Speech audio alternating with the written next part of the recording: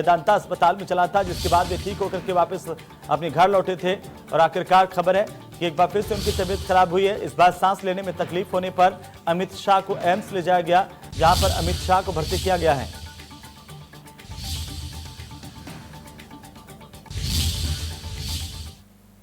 चलिए आगे बढ़ेंगे। नैनी जेल से चित्रकूट जेल में शिफ्ट होगा विजय मिश्रा। नैनी सेंट्रल जेल में इस वक्त बाहुबली विधायक विजय मिश्रा बंद है। वहीं आपको बता दें कि एसएसपी ने शिफ्ट करने के लिए डीएम को पत्र लिखा था।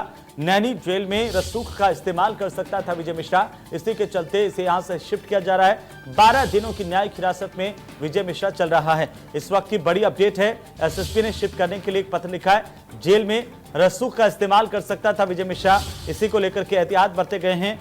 12 दिनों की न्यायिक हिरासत में विजय मिश्रा चल रहा है। बाहुबली विधायक विजय मिश्रा लगातार 12 दिनों की न्यायिक हिरासत में है और इस दौरान यह खबर है कि विजय मिश्रा को नैनी जेल से चित्रकूट की जेल में शिफ्ट किया जाएगा। बड़ी और अहम जानकारी इस वक्त की। नैनी की सेंट्रल जेल में फिलहाल बाहुबली विधायक बंद था। एसएसपी ने शिफ्ट करने के लिए डीएम को एक पत्र लिखा है। तो दरअसल विजय मिश्रा की गिरफ्तारी हाल ही में की गई थी, जिसके बाद इसे कोर्ट में पेश किया गया था। कोर्ट ने इसे 12 दिन के न्यायिक अभिरक्षा में भेज दिया है, जिसके चलते अभी फिलहाल ये जेल में है। तो अब बड़ी अपडेट यह है कि नैनी जेल से चित्रकूट जेल शिफ्ट किया गया है विजय मिश्रा को। एसएसपी ने शिफ्ट करने के लिए डीएम को पत्र लिखा था। जेल में रसूख का इस्तेमाल कर सकता था विजय मिश्रा, इसी के चलते इसे चित्रकूट जेल में रखा गया है। तो चलिए इसी खबर पर ज्यादा जानकारी के साथ हम सीधे राजधानी लखनऊ का रुख करेंगे, जहां से हमारे सहयोगी खुर्रम निजामी हमारे साथ जुड़ चुके हैं। खुर्रम, क्या कुछ जानकारी है विजय मिश्रा को लेकर के, जो लगातार अब 12 दिनों की न्यायिक अभिरक्षा में है?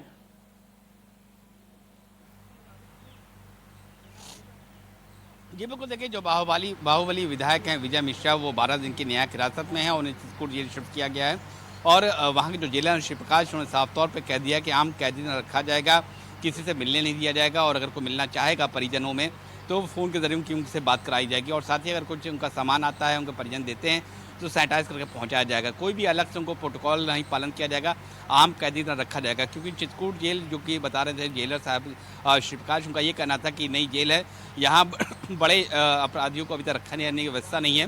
तो लिहाजा, लेकिन एक बात है कि वो विधायक हैं, मौजूदा विधायक है, तो जाहिर बात है विधायक की अपने एक प्रोटोकॉल होता है, उसका पालन तो करना ही होगा। और दूसरी बात, खास बात यह है कि कोरोना काल चल रहा है, लिहाजा जो भी सामान आएगा उसको पहले सैनिटाइज किया जाएगा। और ये कहा गया कि आम बैरक में रहेंगे, यानी कि अलग से कोई उनको बैरक अलॉट नहीं होगा। जो आम कैदी जिस तरह से बैरक में रहते हैं उसे रखा जाएगा। जो दिनचर्या उनकी होती है वही दिनचर्या विजय की भी होगी। तो अब देखने वाली बात यही होगी कि जब ये इनसे पूछताछ कब होती है, अगर पूछताछ करनी होगी अगर पुलिस को, तो जाहिर सी बात है वो जेल में आकर पूछताछ करेगी और 12 दिन के बाद दोबारा अगर ज़रूरत पड़ती है तो उनकी बढ़ाई जाएगी जुडिशियल कस्टडी। ये देखने वाली बात होगी किस तरह से आगे बात बढ़ती है। लेकिन फिलहाल वो चित्रकूट जेल पहुँच गए हैं और वहाँ पर उनको आम कैदी तरह रखा जा रहा है। लेकिन खुर्रम, चूंकि पहले नैनी जेल में थे और उसके बाद में विजय मिश्रा को शिफ्ट किया गया चित्रकूट जेल में, इसके पीछे आखिरकार क्या कुछ तर्क दिए जा रहे हैं?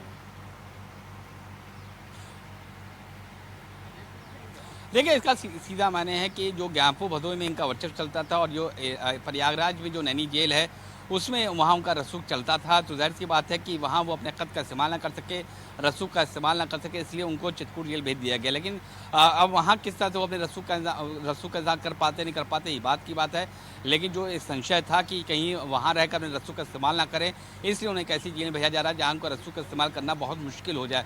तो जाहिर सी बात है कि जो एक दिक्कत होती है कि अगर कोई अपराधी होता है, बड़ा अपराधी होता है, क्योंकि 70 से अधिक मुकदमे इनके ऊपर दर्ज हैं विजय मिश्रा के ऊपर, तो जाहिर सी बात है जब बड़ा मुकदमा दर्ज होता है, बड़ा अपराधी होता है, तो जेल में भी उसका साम्राज्य चलता है। उस साम्राज्य को तोड़ने की बहुत ज़्यादा ज़रूरत होती है। उसका तोड़ने का एक बड़ा तरीका और सरल तरीका यही होता है कि इसको ऐसी जेल में शिफ्ट कर दीजिए जहाँ उसका रसूख काम ना आ सके। तो यही वजह है विजय मिश्रा को चित्रकूट जेल किया गया है। लेकिन कई लोग का ये भी मानना है कि चित्रकूट एरिया में भी उसका रसूख चलता है। तो देखने वाली बात ये होगी कि वो कब, अगर ऐसा है तो ऐसी खबरें कब आती हैं कि वो रसूख का इस्तेमाल वहाँ कर रहा है या फिर नहीं कर पा रहा है। चलिए, बहुत बहुत शुक्रिया खुर्रम तमाम जानकारी के लिए, हमारे साथ जुड़ने के लिए, और लगातार अपडेट हम आपसे लेते रहेंगे। और इसी बीच बड़ी खबर मिल रही है, आपको बता दें कि बस्ती के इलाके से इस वक्त की बड़ी और महत्वपूर्ण जानकारी आपकी टीवी स्क्रीन पर, जहां पर आप सांसद संजय सिंह पर मुकदमा दर्ज किया गया है। आम आदमी पार्टी के सांसद संजय सिंह लगातार आक्रामक रहे हैं पिछले दिनों से सरकार के खिलाफ, और इसी बीच खबर है कि बस्ती में एक मुकदमा संजय सिंह पर दर्ज किया गया है। बड़ी खबर, प्रेस कॉन्फ्रेंस के दौरान सांसद ने टिप्पणी की थी, इसी को लेकर के आरोप लगाए गए हैं। सीएम पर अभद्र टिप्पणी करने के मामले को लेकर एक मुकदमा संजय सिंह पर दर्ज किया गया है। बस्ती से इस वक्त की बड़ी खबर, आप सांसद संजय सिंह पर मुकदमा दर्ज किया गया है। सीएम पर अभद्र टिप्पणी करने पर कोतवाली में मामला दर्ज किया गया। इससे पहले भी संजय सिंह पर अलग अलग थानों में मुकदमे दर्ज किए गए हैं पिछले दिनों भी, और उसके बाद उन्होंने प्रतिक्रिया देते हुए कहा था कि कितने मुकदमे दर्ज कर लो, वे अपनी आवाज कम नहीं करेंगे और लगातार बोलते रहेंगे। लेकिन फिलहाल इस वक्त की बड़ी खबर, आम आदमी पार्टी के सांसद संजय सिंह, इससे पहले राष्ट्रपति को लेकर के विवादित टिप्पणी का आरोप लगाते हुए संजय सिंह पर मुकदमा दर्ज किया गया था। अब सीएम पर अभद्र टिप्पणी करने के मामले को लेकर के कोतवाली में मुकदमा दर्ज किया गया है। एडवोकेट राहुल शंकर दुबे की शिकायत पर यह एफआईआर दर्ज की गई है। और इसी बीच एक और बड़ी खबर है, आपको बता दें कि इंडिया न्यूज की खबर का बड़ा असर हुआ है। 100 पुलिस वालों के तबादलों पर आईजी ने संज्ञान लिया है और इसको लेकर के अब जांच की बात की जा रही है। बड़ी और अहम जानकारी, आईजी ने इन तबादलों पर रोक लगा दी है। बड़ी खबर इस वक्त की, एसपी ने 100 पुलिसकर्मियों के ट्रांसफर किए थे। एसपी ने खुद के ट्रांसफर के बाद ये ट्रांसफर किए गए थे।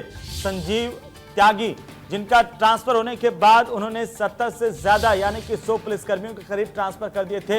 इसी मामले को इंडिया न्यूज ने प्रमुखता से उठाया था और यह सवाल पूछा था कि आखिरकार ऐसी क्या जल्दबाजी थी कि एसपी का ट्रांसफर होने के बाद इस तरह से पुलिस वालों के ट्रांसफर किए गए हैं।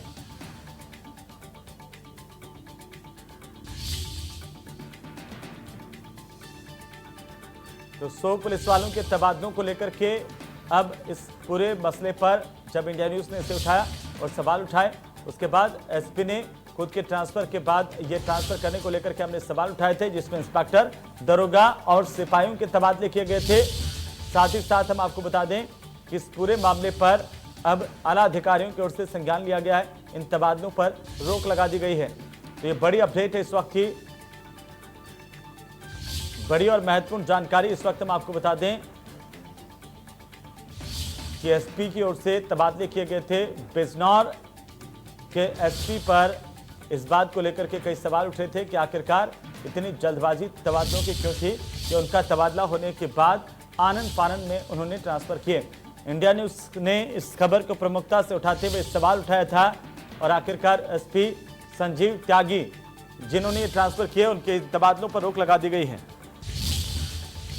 तो चलिए आगे बढ़ेंगे। कानपुर से इस वक्त बड़ी खबर मिल रही है, जहां पर दो पक्ष आपस में भिड़ गए हैं और दो पक्षों के बीच में खूनी संघर्ष की तस्वीरें सामने आई। एक्सक्लूसिव तस्वीरें हम आपको दिखा रहे हैं इंडिया न्यूज पर। सबसे पहले पुराने मुकदमे को लेकर के मारपीट हुई है। महिलाओं में कहासुनी के बाद ये मारपीट हुई और एक शख्स ने युवती को दौड़ा दौड़ा कर पीटा। वो तस्वीरें हम आपको दिखा रहे हैं, किस तरह से मारपीट का पूरा जो मंजर है वो कैमरे में कैद हुआ है। और ये तस्वीरें आप देखिए कि कैसे मारपीट की गई, दो पक्ष आपस में भिड़ गए और इसके बाद जो हुआ वो आपकी टीवी स्क्रीन पर वाराणसी की ये तस्वीर है, जहां दो पक्ष आपस में भिड़ गए और यहां पर एक युवती के साथ मारपीट की गई निर्दयता के साथ में। वो तस्वीर हम आपको दिखा रहे हैं, ये एक्सक्लूसिव तस्वीरें हैं। एक शख्स ने युवती को दौड़ा दौड़ा कर पीटा है और ये आप देखिए कि किस तरह से उसके साथ मारपीट की जा रही है। दो युवतियां मारपीट के दौरान घायल हुई हैं। बड़ी अपडेट इस वक्त की वाराणसी से खूनी संघर्ष के एक्सक्लूसिव तस्वीरें आपकी टीवी स्क्रीन पर। जो कानपुर की घटना है, जहां का वीडियो सबके सामने आ रहा है और महिलाओं में कासुनी के बाद ही आपस में मारपीट हुई है। एक महिला को दौड़ा दौड़ा कर पीटा गया है। बड़ी अपडेट, महत्वपूर्ण जानकारी और साथ ही एक्सक्लूसिव तस्वीरें। मारपीट की घटना कैमरे में कैद हो गई है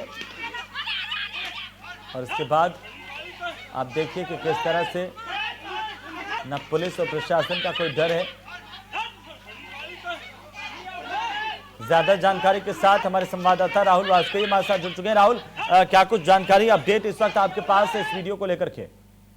देखिए हेमंत, मैं आपको बता दूं, पूरा मामला नौबस्ता थाना क्षेत्र का है। पुराना विवाद है, मुकदमा वापसी को लेके ये पूरी इस तरीके की मारपीट हुई है।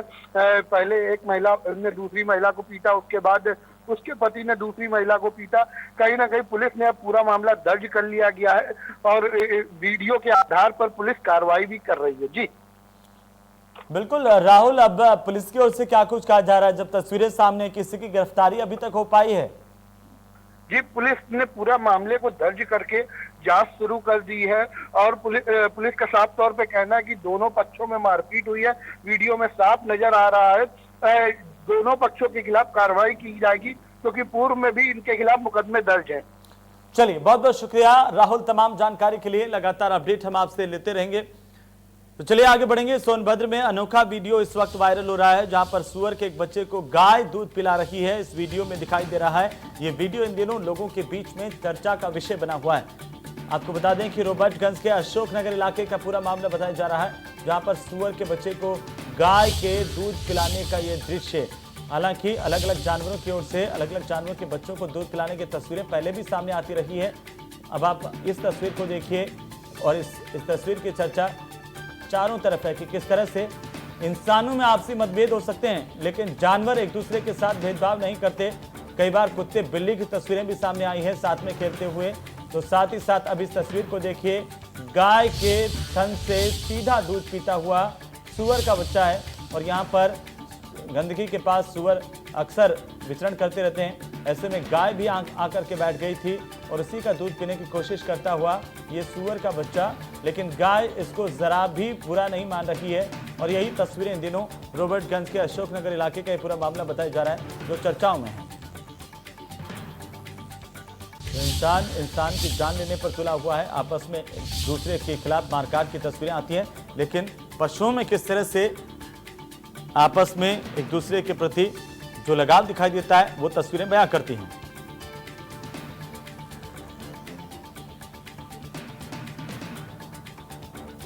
तो एक्सक्लूसिव तस्वीर आप देखिए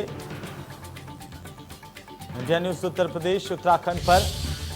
ये वीडियो इन दिनों पूरे क्षेत्र में चर्चा का विषय बना हुआ है। लोग इसे लेकर के चर्चा भी कर रहे हैं कि कैसे आखिरकार इंसानों ने जानवरों को धर्मों में बांट दिया लेकिन जानवरों के बीच में कोई फर्क नहीं है, वे किसी तरह का कोई भेदभाव आपस में नहीं करते हैं। और ये तस्वीरें बताती हैं कि भले ही इंसान ने इंसान को धर्म में बांट करके एक दूसरे के खिलाफ खड़ा हो गया, लेकिन जानवर देखिए। उधर अमेठी में सोशल मीडिया पर एक वीडियो वायरल हुआ है जिसमें अमेठी जिले के SP Dinesh Kumar civil dress में यूपी सरकार के मंत्री का पैर छूते हुए दिखाई दे रहे हैं।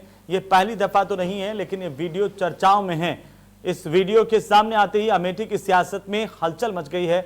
वीडियो रविवार का बताया जा रहा है। रविवार को कैबिनेट मंत्री राजेंद्र सिंह जिले में स्थित कालीकनन धाम मंदिर पहुंचे थे।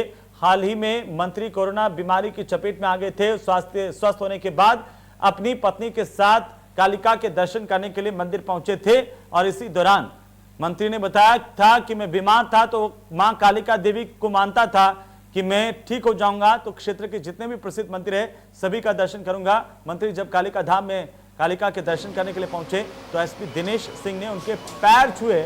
और सबसे बड़ी बात आप देखिए कि वर्दी में किस तरह से पुलिस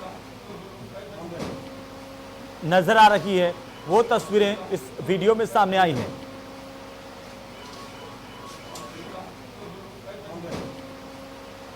और ज्यादा जानकारी के साथ अमेठी से हमारे सहयोगी अरविंद श्रीवास्तव हमारे साथ जुड़ चुके हैं। अरविंद, क्या कुछ जानकारी, क्या कुछ अपडेट है इन तस्वीरों को लेकर के इस वक्त आपके पास?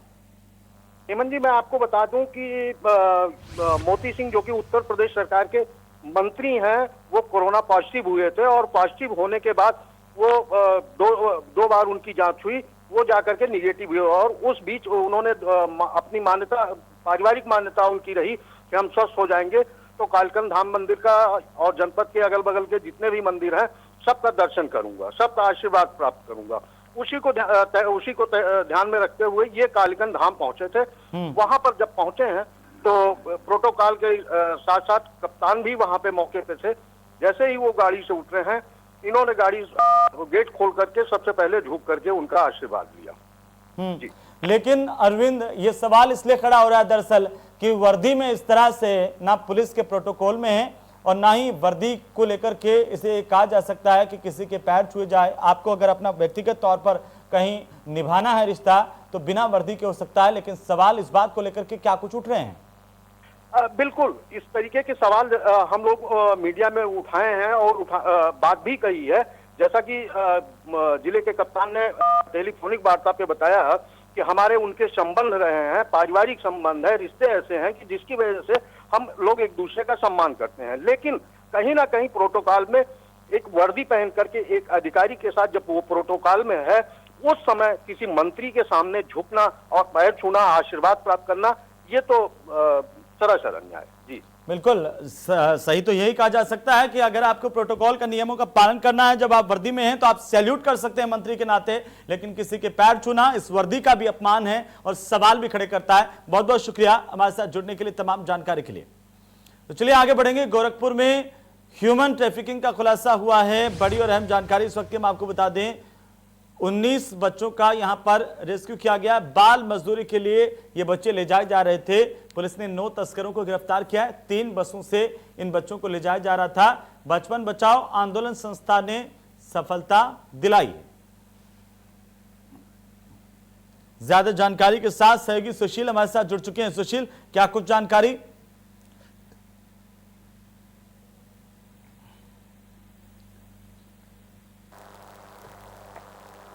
सुशील, आप मुझे सुन पा रहे हैं? जी, सवाल दोहराएं। सुशील, सवाल यही कि आखिरकार एक बड़ी सफलता यहाँ पर मिली है, 19 बच्चों को रेस्क्यू किया गया है, इसे लेकर क्या कुछ जानकारी और अपडेट इस वक्त आपके पास है?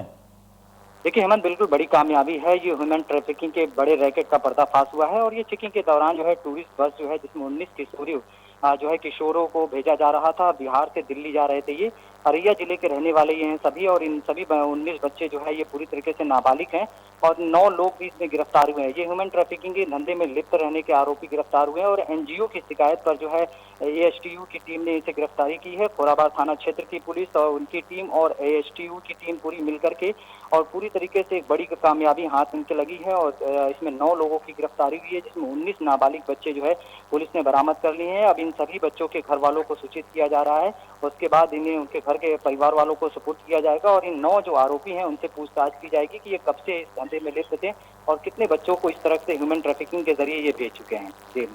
चलिए, बहुत बहुत शुक्रिया सुशील, तमाम जानकारी के लिए। लगातार अपडेट हम आपसे लेते रहेंगे। तो चलिए इसी के साथ ही इस बुलेटिन फिलहाल इतना ही। नमस्कार।